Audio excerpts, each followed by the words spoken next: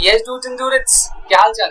अरे सर बहुत ही बढ़िया, आप बताओ। बस मैं ही बहुत बढ़िया। अभी आई वाज इन माय सीएलडीपी। मैंने भी अपनी सीएलडीपी का फेज 1 खत्म किया है, तो अभी मेरे पास एक महीना है, तो हम दोबारा आ गए हैं बिल्कुल जोश में इस बार। सर क्या पढ़ेंगे? आज स्टार्ट करेंगे जनरल मीटिंग, एक नई सीरीज स्टार्ट करेंगे जनरल मीटिंग की, जिसमें सेक्शन 96 से लेकर 121 जितने भी सेक्शन हैं इनको अच्छे से पढ़ेंगे। ठीक है सर, तो स्टार्ट करते हैं। अब मीटिंग क्या होता है? देखो, a meeting may be generally defined as gathering, assembly or getting together of number of persons for transacting a lawful business. अब सिंपल सी बात यह है कि दो लोग आए लाइक माइंडेड और उनको एक ट्रांजैक्शन करना था, तो वो दो लोग आए, बैठे और सहमति हुई। तो जब बैठना और सहमति हुई, इसी को मीटिंग कहा जाता है। There must be at least 2 persons to constitute a meeting. अब देखो, मीटिंग में ऑब्वियसली है नहीं कि मैं अकेला बैठ जाऊँ, मैं कहूँ मैंने मीटिंग कर ली, मैं कर ही नहीं सकता। तो इसलिए कम से कम दो लोगों का होना बहुत जरूरी है। लेकिन आपके लिए इंपॉर्टेंट ये है, however in certain exceptional circumstances even one person may constitute a meeting. आज हम पढ़ेंगे 97 सेक्शन, कल एक सेक्शन 98 पढ़ेंगे, तब मैं आपको बताऊंगा कि एक मेंबर भी मीटिंग कर सकता है। और है जी, कंपनीज एक्ट में 2 सेक्शन ऐसे हैं जिसमें एक मेंबर भी मीटिंग कर सकता है। चलिए सर पढ़ेंगे।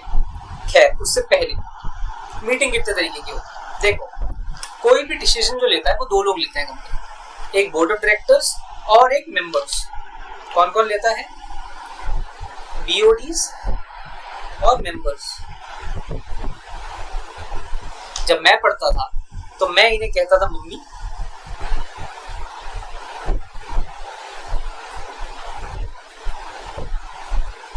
और इन्हें कहता था पापा। सर ऐसा क्यों? कोई भी छोटी छोटी बात होती है, छोटे से छोटा बड़े से बड़ा मैटर, हम सबसे पहले जाते हैं मम्मी के पास। Mummy mummy mummy mummy mummy mummy करते हैं, तो हम सबसे पहले अप्रूवल लेंगे बोर्ड ऑफ डायरेक्टर्स से, हम अप्रूवल लेते हैं। लेकिन जो बड़ी चीजें होती हैं, जैसे स्कूल में ट्रिप पे जाना है, या ऐसी कोई बड़ी चीज है, स्कूटी चाहिए, बाइक चाहिए, इसमें हम जाते हैं बड़ी अथॉरिटी के पास, मेंबर्स, जिन्हें कहते हैं पापा। सर पापा से बड़ा दादाजी होते हैं क्रिएटर्स। खैर, उनकी बात बाद में करेंगे। तो जितने भी डिसीजन होते हैं वो 2 लोग लेते हैं। ठीक है सर। अब वो 2 लोग कैसे डिसीजन लेते हैं? सबसे पहले बात करते हैं बोर्ड ऑफ डायरेक्टर्स की। बोर्ड ऑफ डायरेक्टर्स 2 तरीके से डिसीजन लेते हैं, या तो वो मीटिंग में बैठेंगे सारे, मीटिंग में सारे बैठने के बाद वो डिसीजन पास कर देंगे, या फिर वो घर पे बैठे बैठे सर्कुलर रेजोल्यूशन के थ्रू एक रेजोल्यूशन पास कर देंगे। On the other hand, meeting होती है 3 तरीके की जो जनरल मीटिंग्स होती है, एक एजीएम एनुअल जनरल मीटिंग, एक एक्स्ट्राऑर्डिनरी जनरल मीटिंग और एक क्लास मीटिंग्स। इन तीनों के बीच का डिफरेंस अभी हम देखेंगे। उसके अलावा डिसीजंस कैसे पास होते हैं, तो या तो आप मेंबर्स की मीटिंग में बैठ के पास कर लोगे, जैसे शो ऑफ हैंड्स और पोल हम पढ़ेंगे आगे, या फिर आप मेंबर्स घर पे बैठ के भी वोट कर सकते हैं, पोस्टल बैलेट और ई वोटिंग, इसके बारे में बात करेंगे। तो बहुत सारी चीजें हैं जी सर। पर्पस क्या होता है सर मीटिंग का? हम मीटिंग इसलिए करते हैं ताकि हम एक रीजनेबल अपॉर्चुनिटी देते हैं उन लोगों को जिनका पैसा लगा हुआ है। अब फॉर एग्जांपल, मैंने किसी कंपनी में पैसा लगा रखा है। अब पैसा लगा रखा है, लेकिन मेरे पास कोई राइट ही नहीं है। अगर मेरे पास कोई राइट ही नहीं है उनकी डिसीजन मेकिंग में, तो मेरा पैसा किस काम का? वो कुछ भी करे, मेरा पैसा डुबा दे, मैं क्या करूँगा? तो इसीलिए जो पर्पस होता है मीटिंग का वो ये होता है कि भैया जिनका पैसा लगा हुआ है, जो इंटाइटल टू वोट या अटेंड द मीटिंग है, उनके पास कोई तो राइट है डिसीजन मेकिंग में। सर बिल्कुल सही, ठीक है। इसके अलावा सेक्रेटेरियल स्टैंडर्ड्स हम ये भी पढ़ेंगे, हम सेक्शन पढ़ेंगे, हम रूल्स पढ़ेंगे, हम सेक्रेटेरियल स्टैंडर्ड्स भी पढ़ेंगे। सेक्रेटेरियल स्टैंडर्ड्स को इशू कौन करता है? इनको इशू करता है institute of company secretaries of India, हमारा आईसीएस है, और इसको अप्रूव करता है सेंट्रल गवर्नमेंट। सर एसएस क्यों बने? एसएस बने गुड कॉर्पोरेट गवर्नेंस के लिए। अब देखो, हर चीज एक्ट में नहीं लिखी होती, एक्ट और रूल में हर चीज नहीं लिखी होती। तो सेक्रेटेरियल स्टैंडर्ड्स क्या कहता है कि अगर आपको गुड कॉर्पोरेट गवर्नेंस करनी है, लेटर में नहीं स्पिरिट में भी, तो उसमें हेल्प एसएस करेगा। सर बढ़िया, ठीक है। मेंबर्स मीटिंग, अब देखो क्या होता है। मैंने आपको बताया मीटिंग 2 तरीके की होती है, एक होती है एनुअल जनरल मीटिंग और एक होती है एक्स्ट्राऑर्डिनरी जनरल मीटिंग। तो एनुअल जनरल मीटिंग क्या होती है, और क्लास मीटिंग भी होती है, उसके बारे में भी हम बात करेंगे। अब बात करते हैं एनुअल जनरल मीटिंग। ये एक ऐसी मीटिंग है जो साल में एक बार आती ही आती है। लॉ क्या कहता है? लॉ कहता है every company other then the OPC, OPC को हटा दो। एवरी कंपनी में कौन कौन आ जाएगा? प्राइवेट कंपनी आ जाएगी और पब्लिक कंपनी आ जाएगी। ठीक है sir. Every company other than OPC shall मतलब मैंडेटरी, ऐसा नहीं है कि ऑप्शनल है कि एनुअल जनरल मीटिंग करनी है या एजीएम नहीं करनी है, एजीएम करनी ही करनी होती है। Shall in each year hold in addition to other meetings a general meeting as its AGM. मतलब अभी तक हमने क्या पढ़ा कि कोई भी कंपनी, चाहे वो प्राइवेट हो चाहे पब्लिक हो, उसको साल में एक मीटिंग एजीएम करनी ही करनी है। ठीक है जी। And shall specify the meeting as such मतलब as AGM in the notices calling। मतलब अभी हम आगे नोटिस के बारे में पढ़ेंगे सेक्शन 101 में। तो हम नोटिस देते हैं सारे मेंबर्स को कि आइए आइए मीटिंग ज्वाइन करिए। तो उस मीटिंग में, उस नोटिस में हमें बताना होगा कि ये मीटिंग है AGM। सर समझ गया? मतलब ये देखो, ये एक कंपनी है, इस कंपनी का नोटिस है। यहाँ पे स्टार्टिंग में क्या लिखा है? Notice is hereby given that the 12th AGM of the members of Vision Motors। तो आपको बताना पड़ेगा कि AGM के लिए नोटिस जा रहा है। सर ठीक है। एंड दोबारा एंड आगे, Not more than 15 months shall elapse between the date of one AGM of the company and that of the next। मतलब 2 AGM के बीच, फॉर एग्जाम्पल मेरी AGM हुई जून में, अब मेरी नेक्स्ट एजीएम कब तक हो जानी चाहिए? तो मेरी नेक्स्ट एजीएम हो जानी चाहिए जून, जुलाई, अगस्त तक हो जानी चाहिए। सर अगस्त कैसे? जून 24 में मेरी मीटिंग हुई तो अगस्त 25 तक अब मेरी दूसरी मीटिंग हो जानी चाहिए, क्योंकि इनके बीच का गैप 15 महीने है और 15 महीने से ज्यादा गैप नहीं होती। ठीक है सर, हमने 3 चीजें पढ़ी सर। पहली चीज हमने क्या पढ़ी सबसेक्शन 1 में? सबसेक्शन 1 में पहली चीज पढ़ी कि every company other than OPC उसको साल में एक बार एजीएम करनी है। बिल्कुल ठीक। दूसरी बात क्या पढ़ी सर? जब एजीएम करेंगे तो नोटिस में लिख देंगे कि एजीएम। ठीक है जी। तीसरी चीज एक एजीएम और दूसरी एजीएम के बीच का गैप 15 महीने से ज्यादा नहीं होना चाहिए। सर यहाँ पे एक वर्ड है कि in addition to other meetings. मतलब मैंने एजीएम करी है, एक्स्ट्राऑर्डिनरी जनरल मीटिंग करी, तो मैंने कहा कि मेंबर को भी मेंबर्स की मीटिंग होती है, तो मैंने कहा मेंबर की एक मीटिंग हो चुकी है साल में, तो मैं एजीएम क्यों कराऊं? लॉ मेकर कहता है ऐसा नहीं है। आप एजीएम कितने भी करवाओ, आप क्लास मीटिंग्स कितने भी करवाओ, लेकिन एक मीटिंग तो साल में एजीएम चाहिए। सर आप समझ गए? 4 बातें हो गई सर। पहली, एवरी कंपनी चाहे वो प्राइवेट हो चाहे पब्लिक हो अदर देन ओपीसी, उनको एक मीटिंग है एजीएम करानी है। दूसरी बात, जब एजीएम कराएंगे तो नोटिस में लिख देंगे कि एजीएम है। तीसरा, एक एनुअल जनरल मीटिंग और दूसरी एनुअल जनरल मीटिंग के बीच का गैप 15 महीने से ज्यादा नहीं होना चाहिए। सर प्रोवाइडेड दैट नहीं pencil, provided that in case of first AGM, अब यहाँ बात हो रही है पहली AGM, first AGM, it shall be held with in a period of 9 months from the date of closing of financial year. मतलब financial year close हुआ और यहाँ से विद इन 9 months हमें पहली एजीएम करा लेनी चाहिए। सर ठीक है। एंड इन अदर केसेस, मतलब सब्सिक्वेंट एजीएम, फर्स्ट एजीएम के बाद जितनी एजीएम है, subsequent AGM with in a period of 6 months। Financial year close हुआ, वहां से विद इन 6 months हमें सब्सिक्वेंट एजीएम करानी। अब सर फाइनेंशियल ईयर क्या होता है? सबसे बड़ी बात तो ये है, आपने मुझे बोला फाइनेंशियल ईयर क्लोज के 9 महीने या फाइनेंशियल ईयर क्लोज के 6 महीने। फाइनेंशियल ईयर क्या होता है ये तो बता दूं। इसका आंसर मिलता है 2 clause 40 में।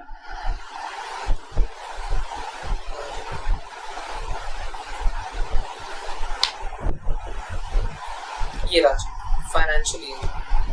Financial year in relation to a company or body corporate means a period ending on 31st March of every year। मतलब फाइनेंशियल ईयर क्या होता है? फाइनेंशियल ईयर वो होता है कि जो 31st मार्च को खत्म हो जाता है। ठीक है sir. And where it has been incorporated on or after first day of January, the period ending on 31st March of the following year in respect where of the financial statement the body corporate is made.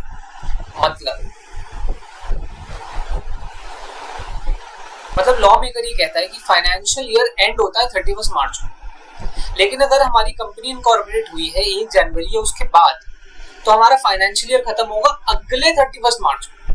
म्हणजे मेरी company incorporate 1 जुलाई 2024, तो उसका financial year क्या रहेगा?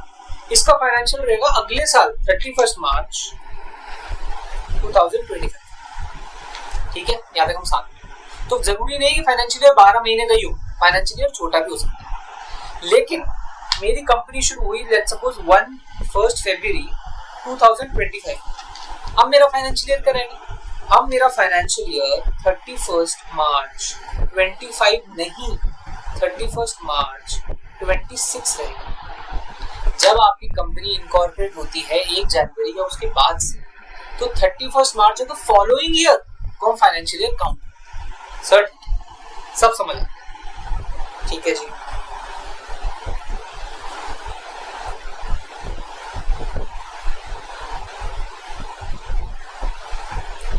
Now, provided further that if a company holds its first AGM as a foresight, अगर हम पहली general meeting 9 महीने में कर लेते हैं, it shall not be necessary for the company to hold the annual general meeting in the year of its incorporation. यार simple सी बात है ना। अब पहला एग्जांपल ले लो, 1/7/24 से 31 मार्च 25 को हमारा फाइनेंशियल ईयर था। इसके 9 महीने बाद, जब से खत्म हुआ, इसके 9 मंथ्स बाद हम एजीएम होल्ड करेंगे। तो एक बात बताओ, जो एजीएम होगी वो तो 25-26 में होगी ना, और ये जो 24-25 का पीरियड है इसमें थोड़ी एजीएम होगी। तो मतलब लॉ मेकर कहता है कि सुनो, जिस साल इनकॉर्पोरेट हुआ ना उस साल मत करो, कोई जरूरत नहीं। जहां से वो फाइनेंशियल ईयर खत्म होगा उसके 9 महीने बाद कर लेना। ठीक है sir. Provided also that the registrar may, for special reasons, extend the time within which the AGM, other than the first AGM, shall be held for a period not exceeding 3 months. अगर registrar चाहे, registrar मतलब ROC, अगर ROC चाहे तो वो जो date है ना 6 महीने वाली, इसको एक्सटेंड कर सकता है 3 महीने। सर मतलब फाइनेंशियल ईयर खत्म हुआ वहां से 6 महीने, मतलब सितंबर तक मेरे को अपनी एजीएम कर देनी चाहिए। बट क्या हुआ, फॉर एनी स्पेशल रीजन अगर मैं चाहता हूँ कि मेरी एजीएम की डेट एक्सटेंड हो जाए, तो मैं आरओसी को अप्लाई करूंगा और आरओसी उसके एक्सटेंशन दे देगा। सर आरओसी कितनी एक्सटेंशन दे सकता है? आरओसी एक्सटेंशन दे सकता है मैक्सिमम 3 मंथ्स। 3 मंथ्स नहीं, ऐसा नहीं है कि वो 3 मंथ्स की ही देगा, वो चाहे तो वो 1 महीने की दे सकता है, 2 महीने की दे सकता है, 3 महीने की दे सकता है, पर वो 3.5 महीने की नहीं दे सकता। तो वो मैक्सिमम 3 मंथ्स तक दे सकता है। सर अभी तक हमने क्या क्या पढ़ा? अभी तक हमने पढ़ा कि सारी कंपनीज को एजीएम करने की जरूरत होती है अदर देन ओपीसी। आपको नोटिस में लिखना पड़ता है कि ये एजीएम है, और 2 एजीएम्स के बीच में 15 महीने का क्लैश नहीं होना चाहिए। ठीक है sir. First AGM financial year खत्म होने के 9 महीने, सब्सिक्वेंट एजीएम फाइनेंशियल ईयर खत्म होने के 6 महीने। ठीक है सर। अगर रजिस्ट्रार चाहे तो वो सब्सिक्वेंट मीटिंग 3 महीने की एक्सटेंशन दे सकता है। सर फर्स्ट मीटिंग में क्यों नहीं दे सकता? अरे फर्स्ट मीटिंग में तो वैसे भी 3 महीने की एक्सटेंशन मिलती है ना, अगर देखा जाए तो। सब्सिक्वेंट एजीएम 6 मंथ्स में करानी है, फर्स्ट एजीएम 9 महीने में करानी है, तो 3 महीने तो वैसे ही मिल गए ना उनको ज्यादा, इसीलिए। सर स्पेशल रीजन क्या होता है? अब स्पेशल रीजन ये नहीं हो सकता मेरे डायरेक्टर को बुखार हो गया था, मेरे ऑडिटर को बुखार हो गया, ये स्पेशल रीजन में काउंट नहीं होता है, केस टू केस बेसिस पे देखा जाता है। फॉर एग्जांपल आपकी बुक सीज कर ली है किसी डिपार्टमेंट ने, कोई इंक्वायरी इन्वेस्टिगेशन चल रही है आप, ये एक स्पेशल रीजन हो सकता है कि सर इसलिए हम एजीएम नहीं करा सकते, पर हमारा ऑडिटर बीमार है, उसकी मम्मी बीमार है, ये सब कोई स्पेशल रीजन नहीं है। सर एसएस क्या बोलता है? एसएस बोलता है the board shall every year convene or authorize to convene the meeting of its member called the AGM। अब देखो एक्ट में क्या लिखा था? एक्ट में लिखा था कि एजीएम करवा लो, लेकिन कौन करवाएगा ये तो बताया ही नहीं। ये बताता है एसएस कि जो बोर्ड है, बोर्ड के पास अथॉरिटी है कि सुनो आप एजीएम बुला सकते हैं। ठीक है सर। To transact item of ordinary business specially required to be transacted at AGM as well as special business in any. If the board fails AGM in any year, any member of the company may approach the prescribed authority। ये है NCLT, इसकी बात हम आगे करेंगे। Which may direct the calling of AGM of the company। Following are the key provisions regarding the holding of AGM।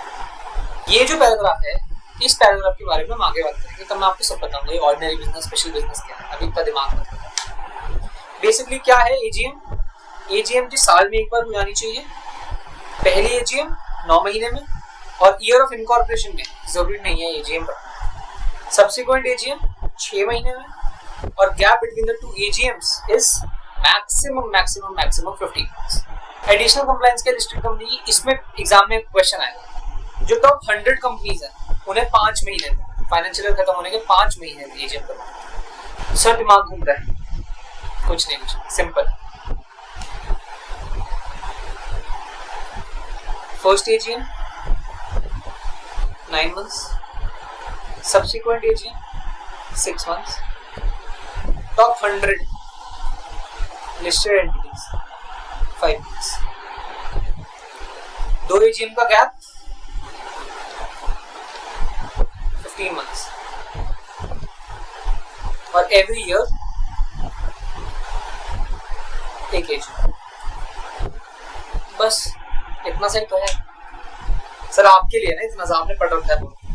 अरे ऐसा नहीं, इतना सही है, ठीक है।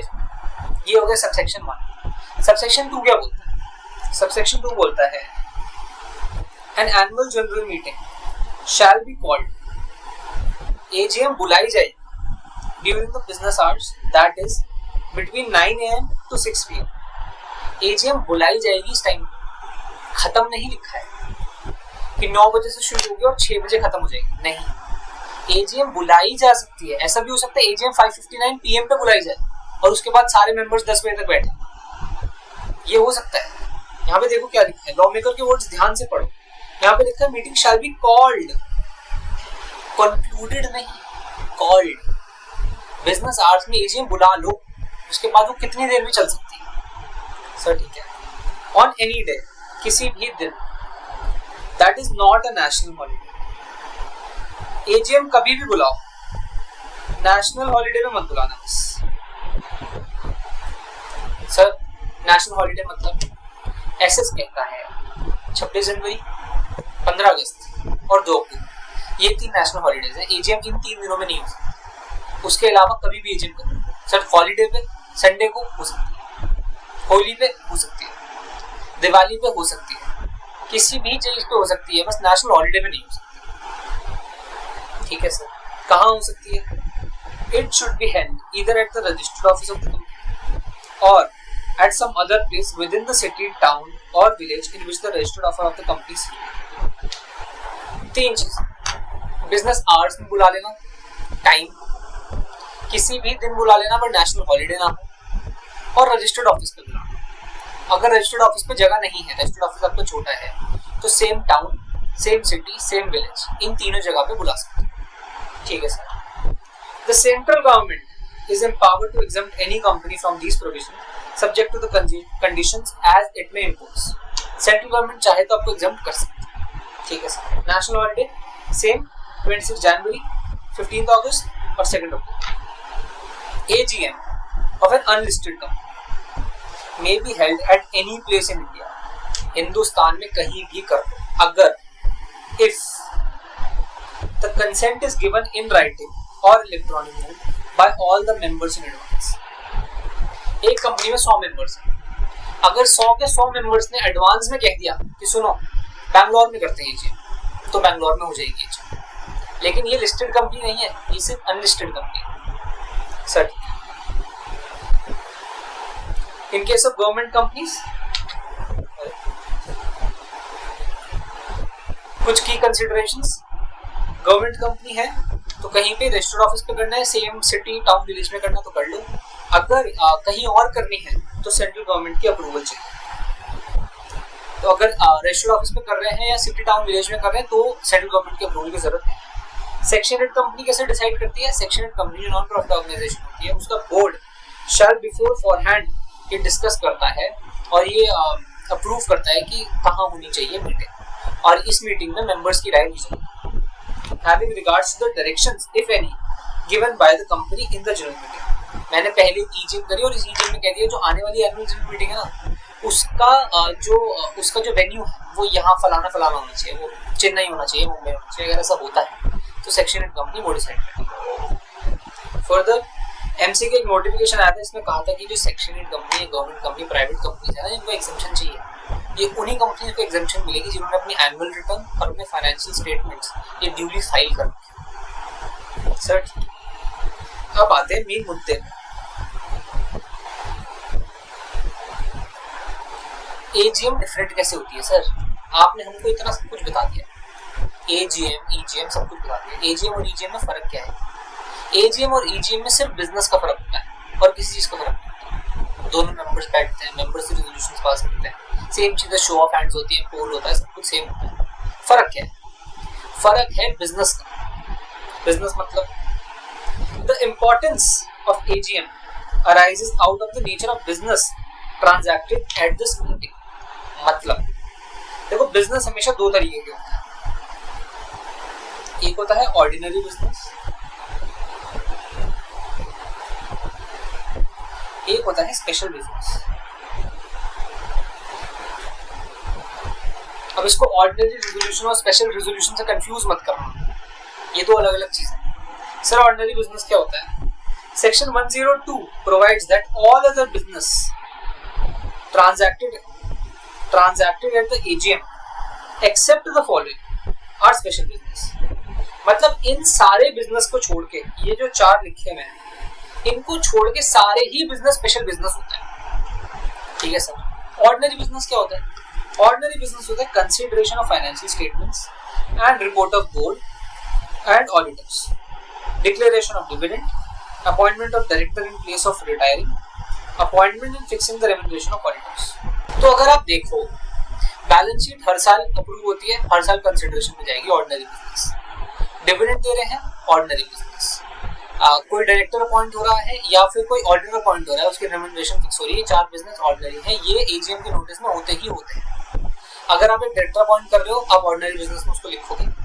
अगर आप कंसिडरेशन कर रहे हो फाइनेंशियल स्टेटमेंट्स का, उसे ऑर्डिनरी कोर्स ऑफ बिजनेस में लिखोगे। अगर डिविडेंड दे रहे हो या ऑडिटर अपॉइंट कर रहे हो, ये भी ऑर्डिनरी कोर्स ऑफ बिजनेस में होगा। इसके अलावा जितने भी बिजनेस होंगे वो स्पेशल बिजनेस होंगे। सर अदर बिजनेस जैसे मेरे को कंपनी का नाम चेंज करना है, मेरे को कंपनी का रजिस्टर्ड ऑफिस चेंज करना है, या फिर मेरे को कोई अंडरटेकिंग खरीदनी है, कोई और बिजनेस खरीदना है, ये सारे बिजनेस स्मॉल बिजनेस होते हैं। तो एजीएम में चार बिजनेस ऑर्डिनरी के होंगे ही होंगे। इसके अलावा अगर एजीएम में और कुछ पास करना है तो वो स्पेशल बिजनेस होगा। वैसे ही अगर एक्स्ट्रा ऑर्डिनरी बिजनेस में हमें कुछ, अगर एक्स्ट्रा ऑर्डिनरी जनरल मीटिंग में हमें कुछ पास करना है, वो सारे बिजनेस स्पेशल बिजनेस होते हैं। तो जो ये अबव मेंशन 4 बिजनेस है, ये ऑर्डिनरी बिजनेस है। इसके अलावा जितने बिजनेस होते हैं वो स्पेशल बिजनेस होते हैं। सेक्शन 102 जब हम पढ़ेंगे तो हम पढ़ेंगे कि इसका रेलेवेंस क्या है। इसका रेलेवेंस ये होता है कि एक एक्सप्लेनेटरी स्टेटमेंट जाती है, और एक्सप्लेनेटरी स्टेटमेंट में ऐसा होता है कि जितने भी स्पेशल बिजनेस है, जैसे फॉर एग्जांपल मेरे को एक अंडरटेकिंग खरीदनी है, तो वो मेरे को अंडरटेकिंग क्यों खरीदनी है, तो नोटिस के साथ ही मैं एक स्टेटमेंट दे देता हूँ ताकि मेरे मेंबर्स पढ़ पाए कि ये वो स्टेटमेंट है और इसकी वजह से हमें इसलिए खरीदनी है, ये काम करना है। ऑर्डिनरी बिजनेस में ऐसा कुछ नहीं होता। ऑर्डिनरी बिजनेस में कोई एक्सप्लेनेटरी स्टेटमेंट नहीं करता, इसलिए इन चारों को ऑर्डिनरी बिजनेस कहा जाता है कि ये तो साल में होते ही होते हैं। फाइनेंशियल्स अडॉप्ट होंगे ही होंगे। अगर ऑडिटर अपॉइंट होना तो वो तो नेचुरली है, होगा ही। डिविडेंड देना तो नेचुरली है, ऑर्डिनरी बिजनेस में एक्सप्लेनेटरी स्टेटमेंट की जरूरत नहीं। सर ठीक है, एक बार हम दोबारा नोटिस देख लेते हैं। ये देखो ऑर्डिनरी बिजनेस लिखा है ना यहाँ पे, देखो यहाँ पे लिखा है, ये देखो ऑर्डिनरी बिजनेस लिखा है ना यहाँ पे। फाइनेंशियल से प्रूव हो रहे हैं, ऑर्डिनरी बिजनेस। डायरेक्टर आ रहा है, ऑर्डिनरी बिजनेस। स्टैट्यूटरी ऑर्डर की रेम्युनरेशन है, ऑर्डिनरी बिजनेस। कंपनी को डिविडेंड नहीं देना होगा, इसलिए डिविडेंड का क्लॉज नहीं लिखा। इसके अलावा ये देखो स्पेशल बिजनेस, इसमें एक और बिजनेस, इसमें एक और डायरेक्टर अपॉइंट हो रहा है। सर इसमें और इसमें फर्क क्या है? देखो जब रिटायरिंग डायरेक्टर की जगह कोई दूसरा डायरेक्टर आ रहा है तो ये ऑर्डिनरी है, लेकिन जब एक नया डायरेक्टर रेगुलराइज हो रहा है, मतलब ये पहले एडिशनल डायरेक्टर तो उनके बाद हम इन्हें डायरेक्टर बना रहे हैं, तो रेगुलराइजेशन ऑफ डायरेक्टर एक स्पेशल बिजनेस है। और इस स्पेशल बिजनेस की एक्सप्लेनेटरी स्टेटमेंट भी गई होगी। ये देखिए, ये एक्सप्लेनेटरी स्टेटमेंट गई है इनकी कि ये जो थे ये एडिशनल डायरेक्टर थे और अब ये डायरेक्टर बन गए हैं। ये मैंने गूगल से लिया है, आप भी गूगल से पढ़ सकते हो। सर ठीक है, अब आ जाते हैं मेन मुद्दे पे। सर अगर हम एजीएम कर ही नहीं पाए तो क्या करें?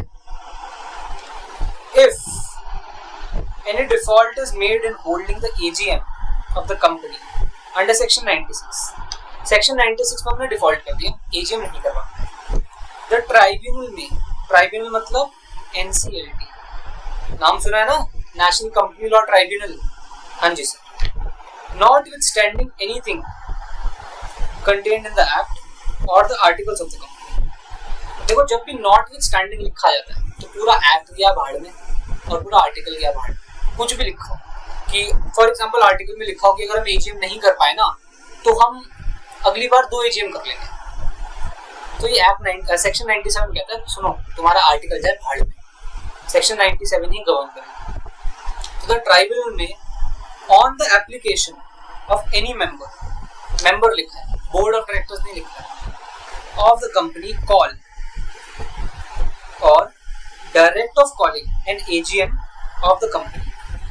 तो अगर एनसीएलटी चाहे तो किसी मेंबर के एप्लीकेशन पे बुला सकता है एजीएम को, या कंपनी को डायरेक्ट कर सकता है कि सुनो अपनी एजीएम करवाओ। And if such ancillary or consequential directions as the tribunal may thinks expedient, मतलब जो ट्राइब्यूनल को फिट लगता है कि हाँ ये हो सकता है वो करवा सकता है ट्राइब्यूनल, प्रोवाइडेड दैट, सबसे इंपॉर्टेंट लाइन आजकल, such directions may include a direction that a member of the company present in person or by proxy shall be deemed to constitute a meeting।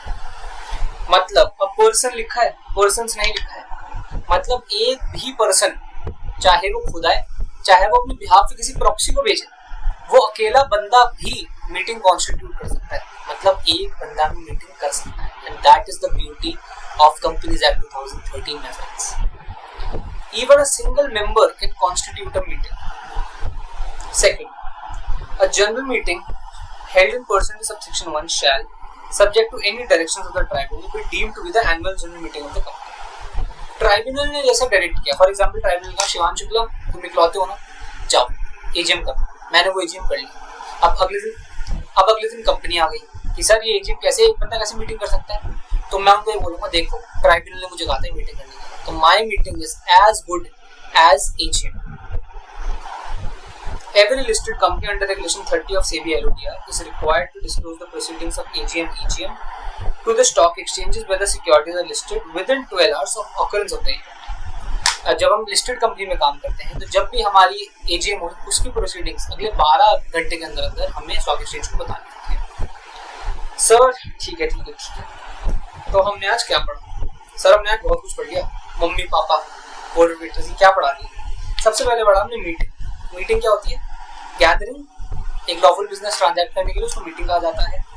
At least 2 members होते हैं, पर companies act में हमने पढ़ा कि 2 section है, section 97 और section 98, जिसमें एक मेंबर भी कॉन्स्टिट्यूट कर सकते हैं। पर्पस क्या होता है? पर्पस ये है सर जिसने पैसा लगाया है कम से कम उसे तो हम राइट दे दें, उसे तो डिसीजन मेकिंग में राइट दे दें। ठीक है जी। मीटिंग 2 तरीके की होती है, बोर्ड ऑफ डायरेक्टर्स और general meeting. General meeting further define होती है एजीएम, ईजीएम और क्लास मीटिंग।